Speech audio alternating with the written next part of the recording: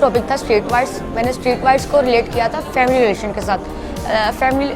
जिस तरह वायर्स आपस में कनेक्ट होती हैं, इसी तरह हमारे फैमिली रिलेशन भी इन तारों की मानित कनेक्ट होते हैं। लाइक एक सोसाइटी में कोई भी एक वायर्स टूट जाती है या कोई भी कनेक्शन मिस हो जाता है तो उस वजह से हमारी सोसाइटी डिस्टर्ब हो जाती है। इसी तरह हमारे फैमिली रिलेशन होते हैं। अगर कोई एक बंदा किसी प्रॉब्लम में आ जाता है या कोई परेशान हो जाता है तो पूरी फैमिली उसकी वजह से परेशान हो जाती है। और अगर कोई खुशी का मौका भी आता है तो उसमें वो सब शरीक होते हैं। लाइक हमारे फैमिली रिलेशन हमारे पाकिस्तान में इतने स्ट्रॉन्ग है कि लेकिन आजकल ये रिलेशनशिप इतने स्ट्रॉन्ग नहीं रहे। मेरे ये टॉपिक लेने का मकसद यही था कि हम फैमिली रिलेशन को इतना स्ट्रॉन्ग आपस में जोड़ के रखें जिस तरह ये वायर्स आपस में जुड़ी होती हैं, इन्हीं वायर्स की तरह हम अपने रिलेशनशिप को भी जोड़ के रखना चाहिए।